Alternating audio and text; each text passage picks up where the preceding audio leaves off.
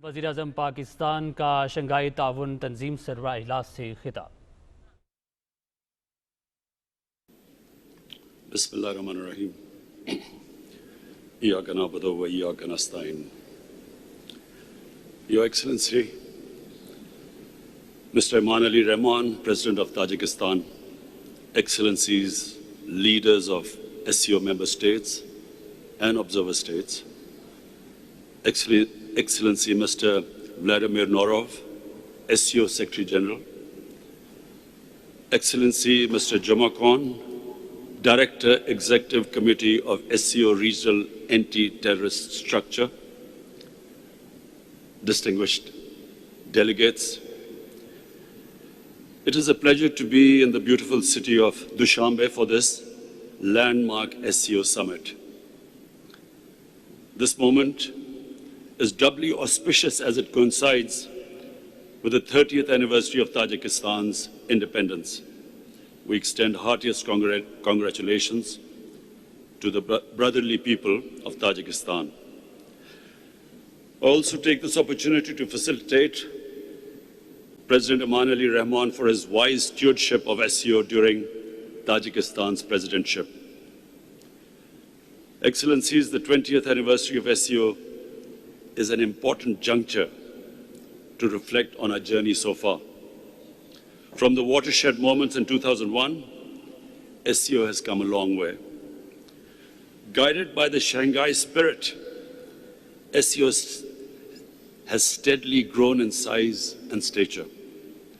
Today, SCO cumulatively represents 44% of the world population, 25% of the global landmass, and 20% of the global GDP.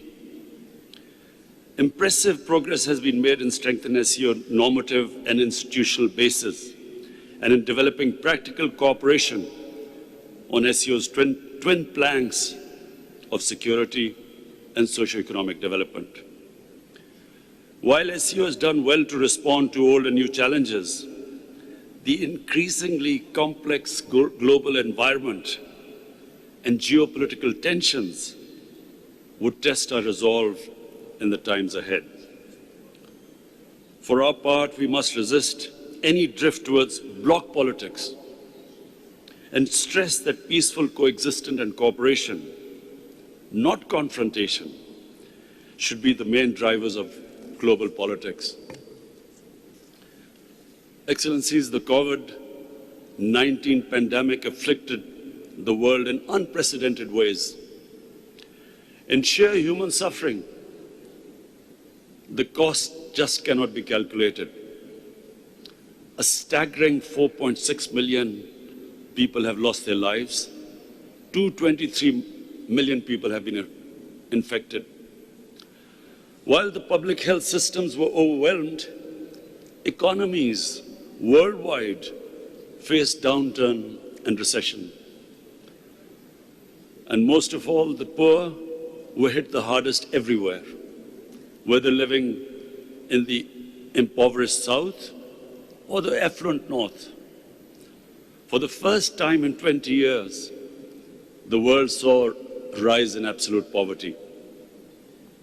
We in Pakistan adopted a collaborated strategy of smart lockdowns with simultaneous focus on saving lives, securing livelihoods, and stimulating the economy.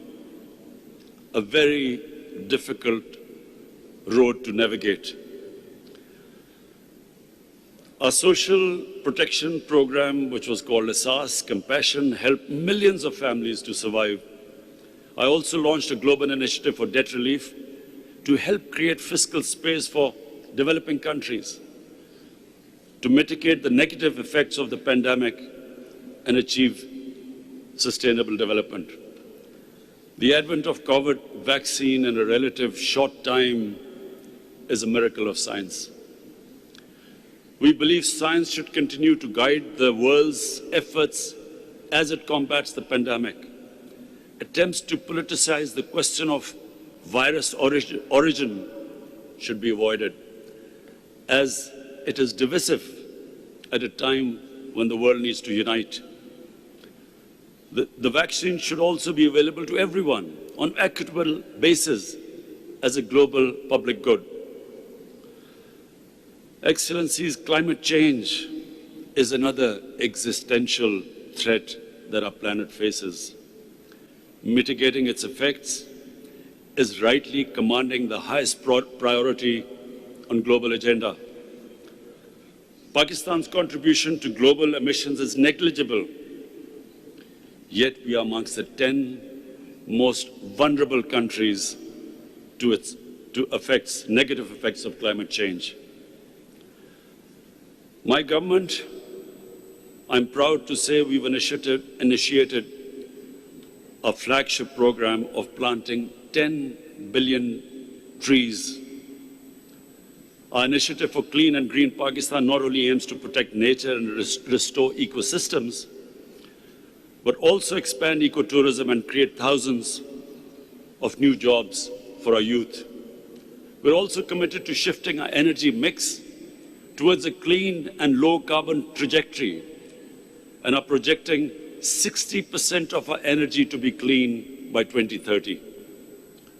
We continue to work with the international community towards comprehensive implementation of Paris Agreement and mobilization of enhanced international climate finance to achieve our shared objectives. Excellencies, as the world marked the 20th anniversary of 9/11 attacks, we are all reminded that despite international community's earnest efforts, the threats posed by terrorism still persist. Associating one religion with terrorism has enabled far-right, populist and supremacist groups around the world to propagate, multiply and accumulate influence. In some cases, such extremist and bigoted ideologies have ascended to capture the state power in so-called democracies. The fight against terror should not be won if we ignore that these threats and challenges, the biggest of which is state terrorism, perpetrated against people living under foreign occupation in disputed territories. For decades, Pakistan has suffered from terrorism that was planned, supported, financed, and orchestrated by state entities from across the border. Outside the active zone of conflict, no other country has suffered more than Pakistan. We have suffered 80,000 casualties, an economic loss in excess of $150 billion, apart from millions of people being internally displaced. Yet our resolve remains strong. We will continue to be a reliable and a willing partner of the international community in the fight against terrorism and extremism. Excellencies, threats to international and regional peace and security is a vital interest of SCO. We believe faithfully implementing UN Security Council resolutions for peaceful settlement of outstanding disputes is a necessary condition for peace and indispensable for creating an environment of cooperation. Unilateral and illegal measures to change the status of disputed territories and violation of Security Council resolutions run counter to this objective. Such measures must be condemned and opposed firmly for being in violation of the SCO Charter and its well-established principles of interstate relations. Excellency, most significantly, Afghanistan is rightfully the focus of our attention in view of the recent developments. The sudden change of the previous regime, which took everyone by complete surprise, the takeover by Taliban, and the full withdrawal of foreign forces has established a new reality in Afghanistan. That all this happened without bloodshed, without civil war, without mass exodus of refugees, should be a matter of relief to all of us. We in Pakistan were fearing a bloodbath like it happened after the Soviets exited from Afghanistan in 1989. It is now in the international community's collective interest to ensure that there is no renewed conflict in Afghanistan and the security situation is stabilized. Equally urgent priorities are to prevent a humanitarian crisis and an economic meltdown. We must remember that the previous Afghanistan government survived on 75% of foreign aid. With the removal of foreign aid, there is a danger of economic collapse. And this is the time to stand with the people of Afghanistan. We commend the UN Secretary General and UN agencies for leading from the front in mobilizing international support for the immediately needed humanitarian assistance. Apart from helping in the international evacuation efforts, Pakistan has extended all possible support and provision and facilitation of humanitarian relief. Going forward, we believe positive engagement of the international community with Afghanistan is extremely important. This is a rare opportunity to finally end 40 years of war in Afghanistan. This moment should not be squandered. It would be unwise at this critical juncture to spread negativity or indulge in mischievous propaganda, as some spoilers sought to do. This will only serve to undermine the prospects of peace to the detriment of the Afghan people. For their part, the Taliban must fulfill the pledges they have made, and most of all, for an inclusive political structure where all ethnic groups, all sects of Afghanistan are represented. And this is vital for peace and stability. Apart from that, the human rights of all Afghans should be protected, and they should ensure that Afghanistan is never again a safe haven for terrorists. As a country that has continuously suffered from the spillover of conflict and stability in Afghanistan and borne the burden of nearly 4 million refugees for almost 40 years, Pakistan has an abiding interest in peaceful and stable Afghanistan.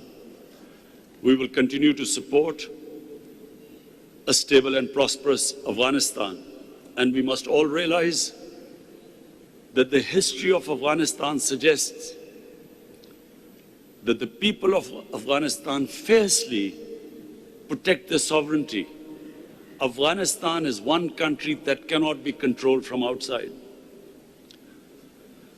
Excellencies, sustainable peace and stability in Afghanistan will also help us realize our vision of an interconnected, prosperous, and economically vibrant region.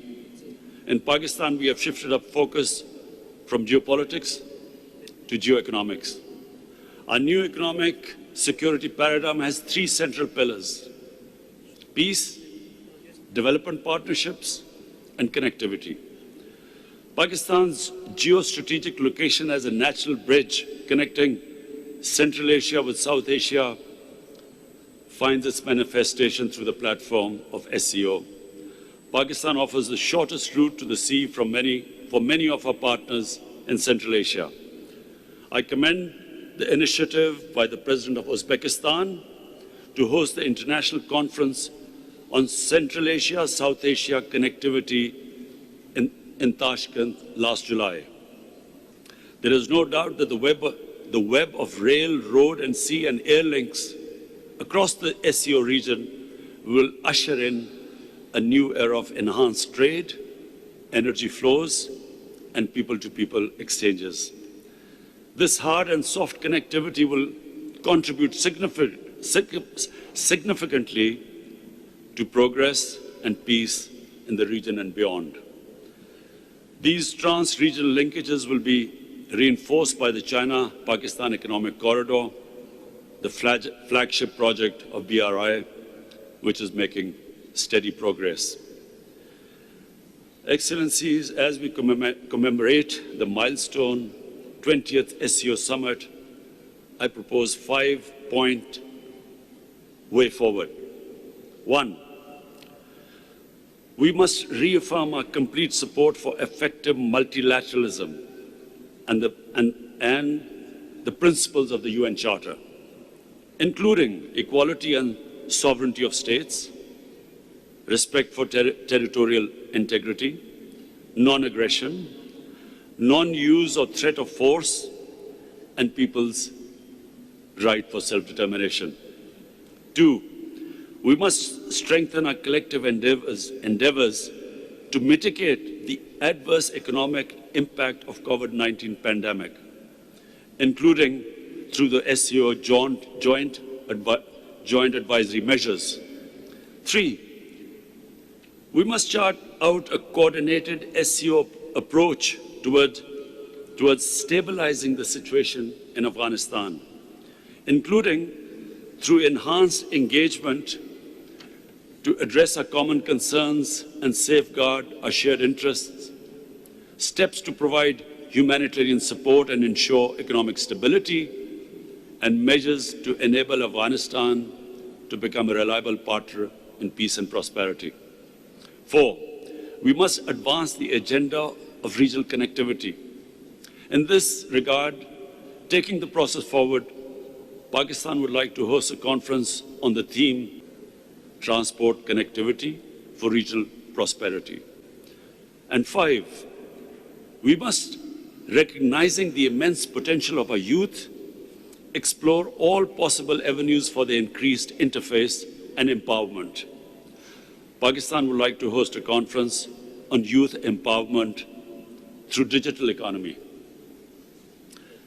Excellencies, before concluding, I take the opportunity to congratulate my brother Raisi, President Raisi, as Iran embarks upon the process of admission to the SCO. I also congratulate brothers from Saudi Arabia, Egypt, and Qatar on joining as new dialogue partners. I also thank Secretary General Norov on successful completion of his term and welcome Ambassador Meng as the new Secretary General. Finally, I congratulate my brother President Shafkat on Uzbekistan's chair of the SCO for 21-22 and assure him of Pakistan's full support. Thank you.